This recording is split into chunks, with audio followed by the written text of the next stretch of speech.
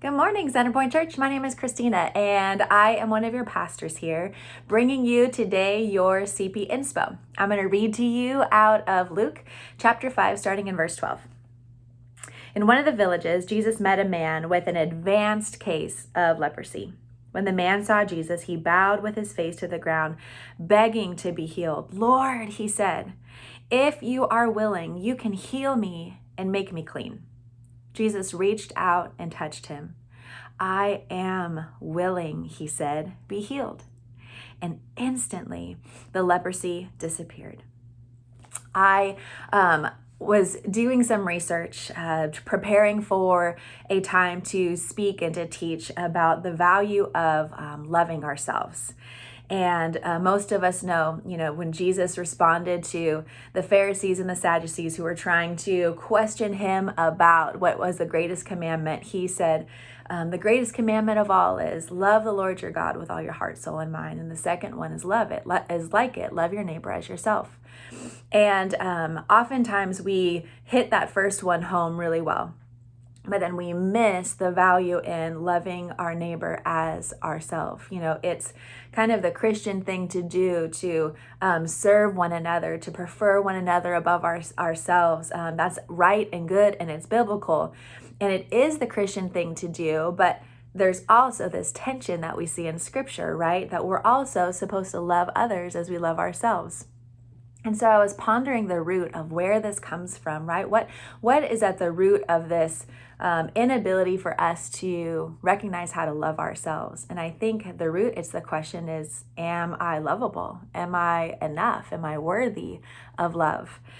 And this is what we see in this situation with the man with leprosy. When he asks Jesus, he said, "Lord, if you are willing, you can heal me. You can make me clean."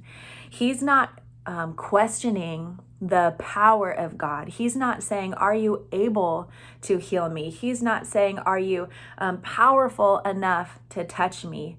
That word for "will you heal me," will you, is actually the Greek word "thelo."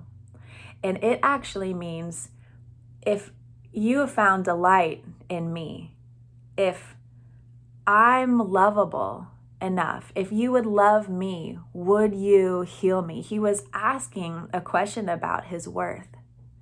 And of course, Jesus says, "Yes, I find delight in you. I'm willing.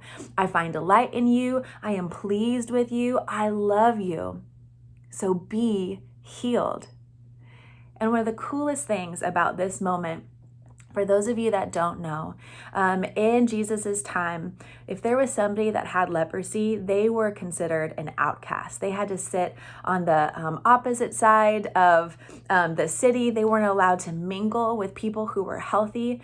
They were abandoned, rejected, marginalized. They were ceremonially declared unclean. And so for a rabbi to encounter a leper, or for a Jew to encounter a leper, it would have been like heresy.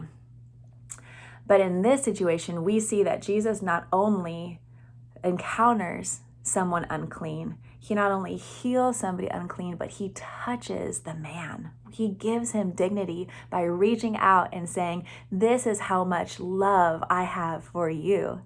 And that word is actually the Greek word for haptomai. The word touch means he joined himself to. Isn't that wonderful? Jesus joined himself to the man. It's the same word that's actually used interchangeably for intercourse.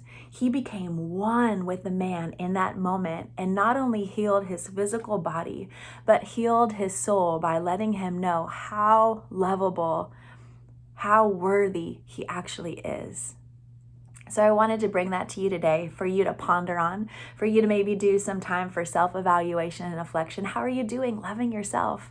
Is there an area in your life where you're wondering from the Lord, if you find me pleasurable, if you find me lovely, if you find me worth love, would you meet me in this place of pain or shame or brokenness or fear or longing? The Lord desires to meet our needs in a way that transforms us to become more and more like Him.